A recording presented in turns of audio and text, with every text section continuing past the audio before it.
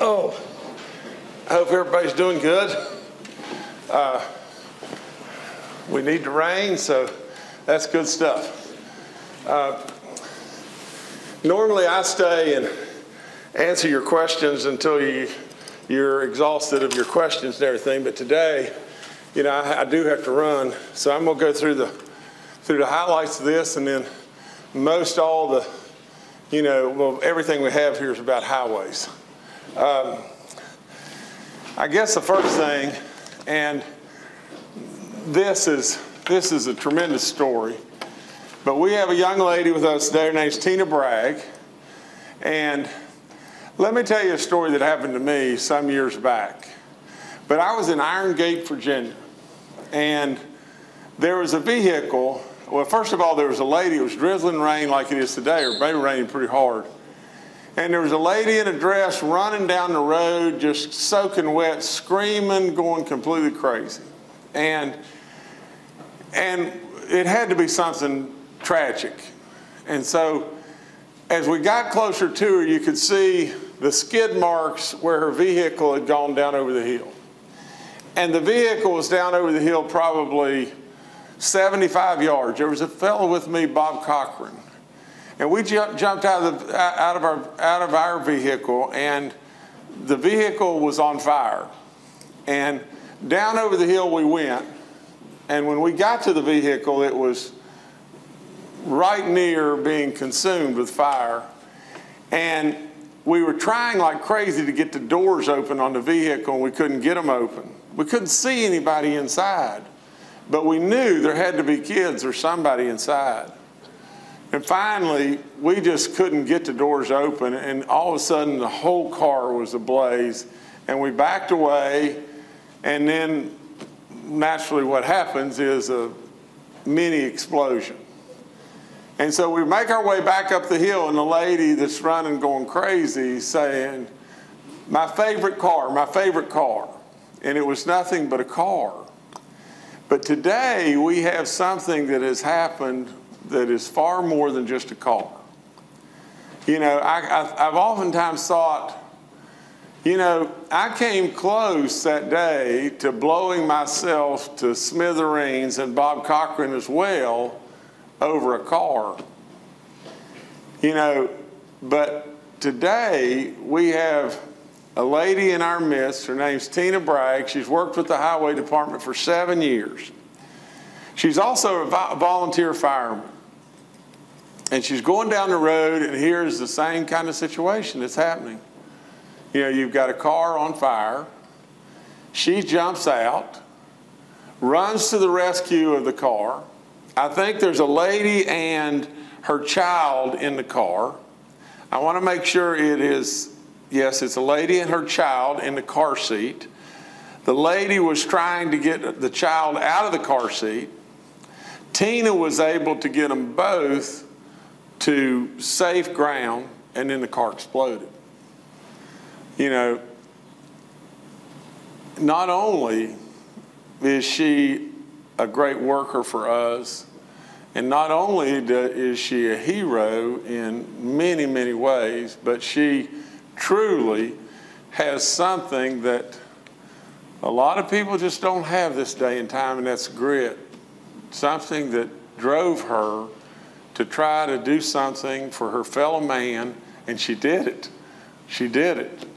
She saved a beautiful woman and her child, and so we're really proud of her, and we want to present her with this certificate from the Governor's Office of Recognition. You know, I can't read the little teeny words, but I'm gonna let I'm gonna let Brian or Tom Smith do this. But this is our hometown hero of the day. That's for sure. Come right over here, Tina.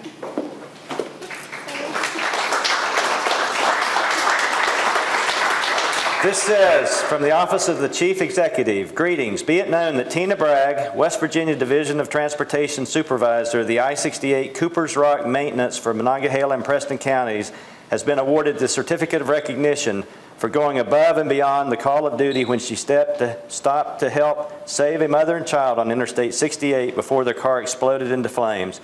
By rising to this occasion, you showed the amazing spirit of West Virginia. I commend you on a job well done, given under my hand and the lesser seal of the state, Governor Jim Justice. So proud of you. Congratulations, Tina. Thank you. Congratulations. I mean, that's neat stuff right there. And she said when asked about her wonderful act, here's what she said. She said, she said, my training as a firefighter just kicked in, and I was able to get them out and to a safe distance. I was just doing my job.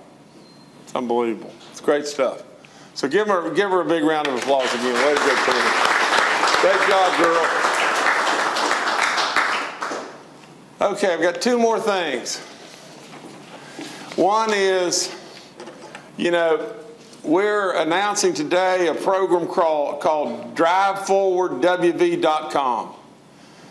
And basically what it is it gives the public a site that they can go to and monitor the 600 construction sites that are going on throughout this state as to where we are and what we're doing.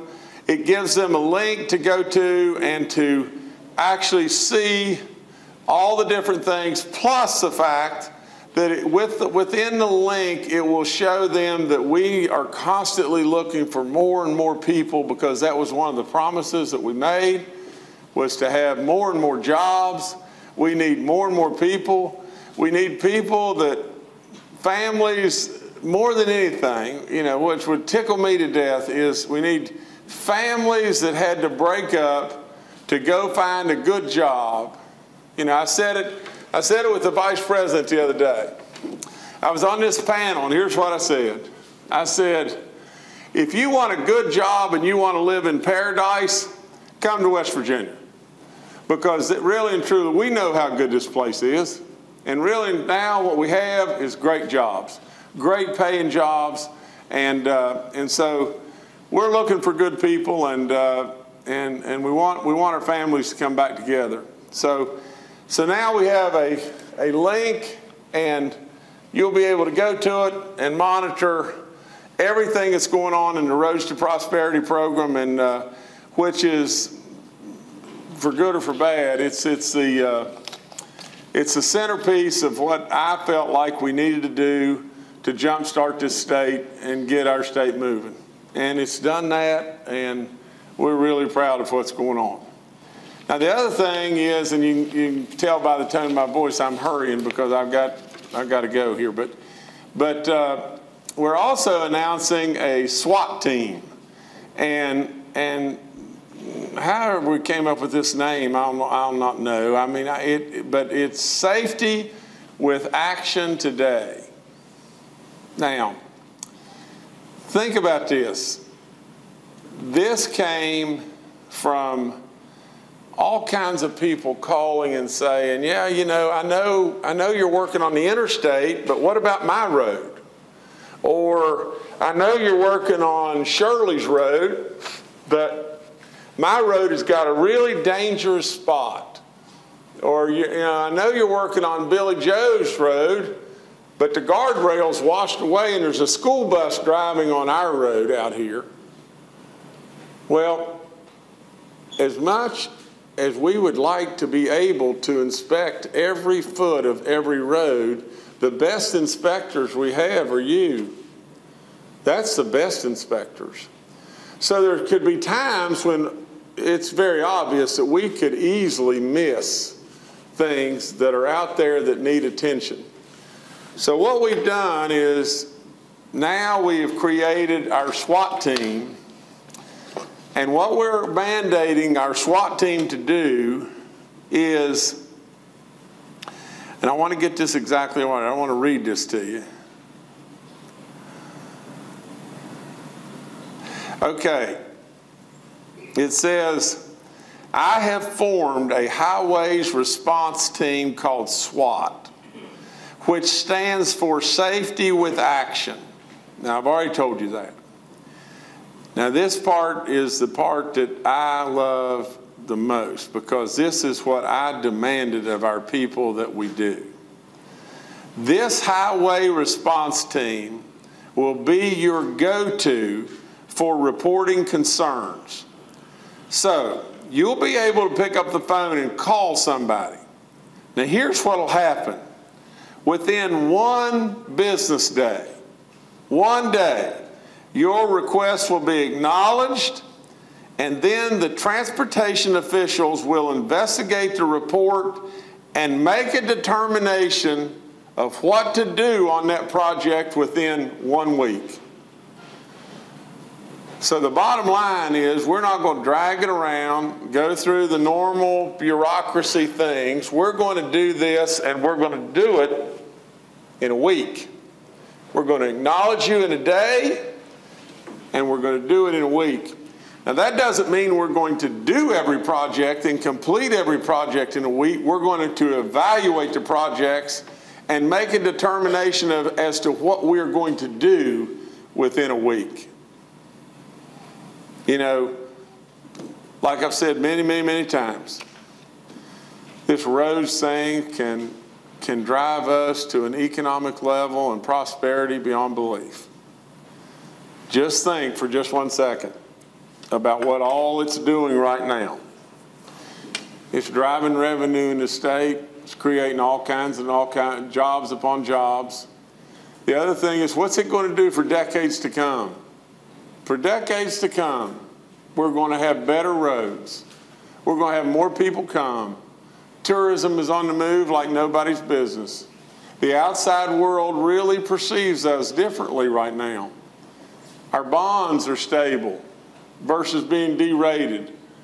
Things are really on the move. And as we go forward, these little fellas that are here, 2 little girls, are they yours, Tina, or are they who?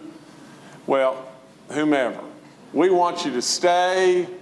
We want you to know West Virginia is going to have opportunities for you and jobs and all kinds of good stuff, and it's going to be the funnest place on the planet. And the funnest isn't even a word, I don't think.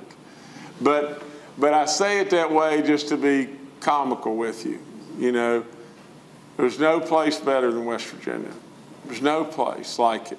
That's all there is to it. We know it. You know it.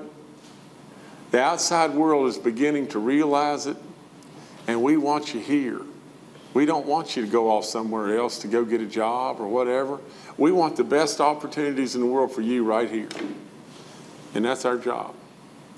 Now, I know you may have a bunch of questions in regard to highways and stuff like that, and normally, like I said, I'd hang out with you forever and everything, but on this situation, I've got to run. I've got to meet some people over at the mansion, and I've got to go. But anyway, thank you so much. And Tom Smith will take over now. Thank you, Tom. Thanks, Governor. Okay, thank y'all.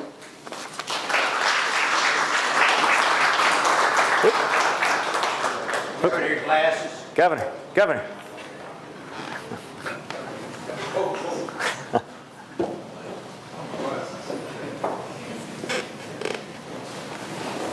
Would you mind sitting down? Sure.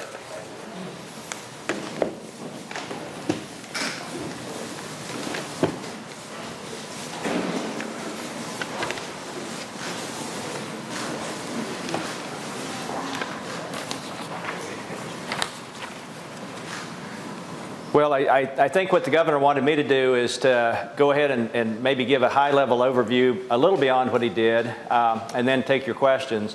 What I'll say is he asked us to be very transparent. He asked us to be responsive, and I think what you can see by both of these initiatives, that is exactly what we're intending to do. The transparency with the Drive Forward site will give you an unprecedented amount of information about projects. We're proud of this. It's going to be a go-to place for citizens to go and find out information about their projects, where it's located, what the schedule is for it. We find people are really interested in schedule information, so we're pushing ourselves hard to get the schedule information up and keep it current, and also cost information about projects. So that's the Drive Forward site. The SWAT site is a separate site. We'll have a call center of folks that are answering phones that will quickly acknowledge, yeah, we've got it. Then they'll scramble to our folks in the field and try to get some indication about what are the issues and how quickly can something happen there. And then, as the governor said, within 7 days, we'll respond back and let you know what's going to happen. So again, I think transparency and responsiveness, wonderful with both of these initiatives. The other thing I'll say is that the governor talked about our bond rates that we're getting. We have 3 different bond issuances now, 2 Garvey bond issuances. Garveys are those that are funded with our federal funds. So the first rate we got last year back in October was 2.145%. The rate that we just got last week was about 3%. The bond rates that we got for the general obligation bonds were about 3.5%. All of that in a volatile marketplace, all of that where the construction inflation is way ahead of that. So these rates allow us to get very necessary work done, get it done earlier, and you avoid that high cost of inflation, and importantly, you avoid the high cost of deterioration. So we're excited about keeping on going with this program. We've got about $1.2 billion in the bank with those 3 bond issuances, and got about $300 and some million under contract already, contracts in hand out on the street, and we'll be moving forward as time goes on here, getting some of the more expensive projects under contract to tie up that $1.2 billion that we got in the bank. I think with that, maybe I'll stop and see if you have questions. Yes, sir. One question about Drive Forward West Virginia. I know the West Virginia Auditor's Office had also at one point talked about creating a system within their WB checkbook to also monitor this. Is this separate from that, or is this something you're working with the Auditor's Office with? We have coordinated with the Auditor's Office. This is separate. Their site's an awesome site. It's been recognized nationwide for what it does. It shows payment, so you can go in there and you can find exactly how much been paid to different folks project by project. So what you'll find is their website accomplishes one purpose. This is, we think, the go-to site for the governor's program as far as all the other things that are happening with it. Yes, sir. Are these live now? Say again? Are they live? Yes, both are live. The governor talked about the jobs part of it. Will people find information on where they can get jobs, how to apply, and all of that? You're talking about that. There is a link on that site. When you go to West Virginia DOT site or westvirginiaroads.gov, you'll find a link that takes you to job opportunities with our hiring. Yes, sir. Ballpark figure, how many jobs might you have available right now? The number that we've had, we're under quota about 500, and we've made some progress on hiring with that. We haven't made as much progress as I'd like to have. What we're trying to do is examine what we can do for recruiting and retainage of folks. And so we know we need folks. That's why I like what the governor said to the young people who are here today, that this program is intended to help us find ways that West Virginians can stay at home, or importantly, West Virginians can come back. What kind of jobs do you need within that 500? Are you talking forensic accountants or inspectors on the site? What are we talking about? Well, not forensic accountants necessarily, but we do need accountants. We need environmental scientists, we need engineers, we need technicians. We need to work for the health of our organization, the health of West Virginia DOT. We need a lot of jobs like our shopkeepers that actually supply things out there to our district offices. So it's kind of from soup to nuts, a little bit of everything. The I-70 bids came in $100 million, $102 million over estimate. Is there some concern about that? I know you're analyzing that bid, but is there concern that if all the major bids come in over estimate, that some of the projects on the master list will have to be abandoned? I guess here's what I would say about that, Phil, is that the number that I know you reported earlier on, the 170, actually had been revised upward as far as an engineering estimate because of increased scope that was added to the project. So there was definitely increased scope. The idea was, if we're doing all that work on I-70 and Wheeling at that time, let's make sure we're taking care of things besides just the bridges, for example, pavement. And so there was an additional scope that was added in. So we knew it was going to be higher than that 170, which was a number that we had reported a whole year ago. So the estimate was higher, but what I'll say is, in today's marketplace, with volatility of the marketplace, with construction inflation, as I mentioned, we know that things will be more expensive. Now, I mentioned those spectacular rates that we got with the bond issuances. Those rates are well ahead of the construction inflation. The Wheeling bridges are a good example where we know we have to get that work done. We're looking at those bids to decide how we feel about them face to face with those rapidly changing market conditions. We know we have to get that work done, but we will find a way to get it done. We haven't made a full decision yet on what to do with those bids. The fact is, it is expensive work, and we have to be concerned about it, sure. House Minority Leader Tim Miley just issued a letter, which was delivered to the governor's office a little while ago. Let me just quote from it. He says, "I sincerely hope that the public was not misled in the cost and number of the projects that the state will be able to complete under the Roads to Prosperity project." Your response? Well, I think as you end up developing the numbers, let me say, for example, that the bond rates that we had, the governor talked about, enabled us to achieve a premium on those bonds. We sold $800 million and we're over 900 based on the premium. That's a good thing. That's a plus that we added to it. That was above and beyond. Premium means your bonds are attractive to investors, and so they bid up the price and they give you more. They gave us 913 when we sold 800. So that's a good thing. That goes in our favor. When you have additional scope, certainly we've heard from the public who says we'd like to have certain things in these projects. As we've looked at that, we may have added scope, and that will cost money. So we have all these pluses and minuses. It's our job to manage it responsibly and to go as far as we can with the work. And this is a multi-year endeavor. We don't know, a President Trump initiative on infrastructure may help us out there too. So sure, if we have prices that go up, things that go in our favor, other things that go in our favor, we try to balance those things and get the maximum amount of work out that we can. Is it possible you may have to do fewer jobs than you originally envisioned, though, if things are all costing more?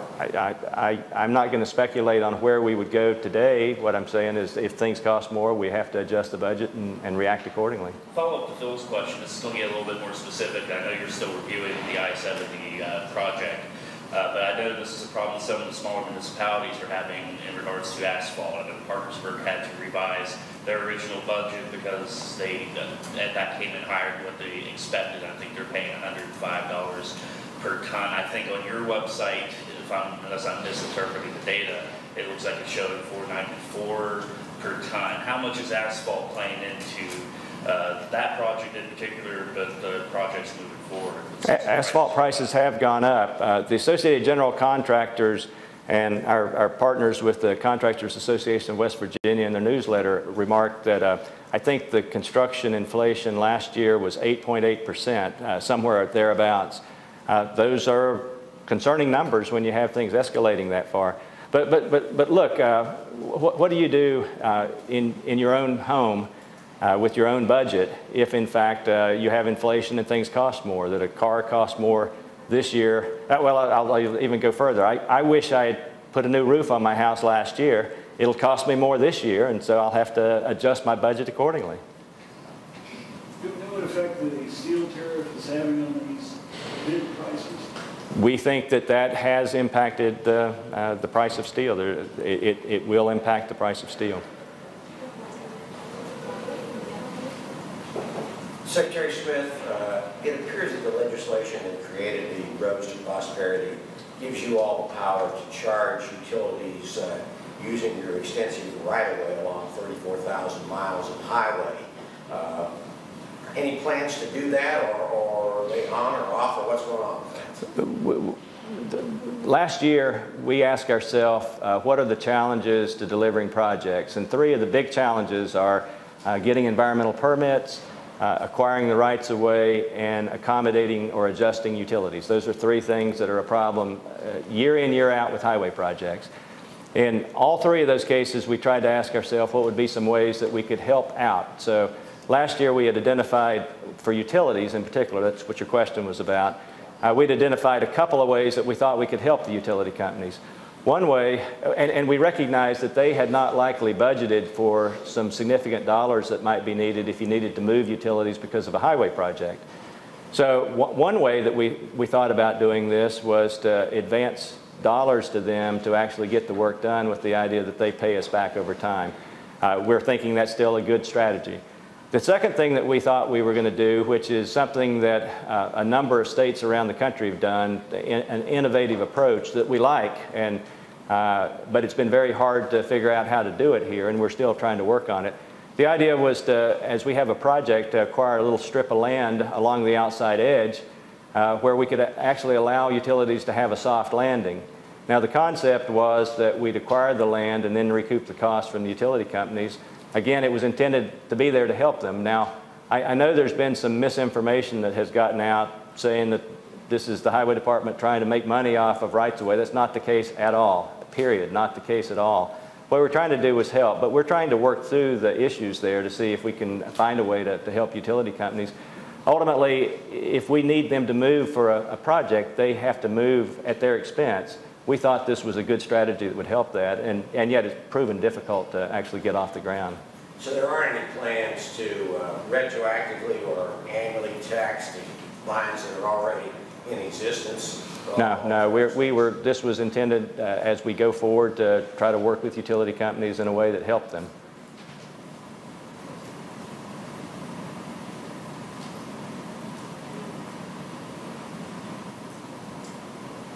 Well, the room is very quiet, so appreciate you all coming.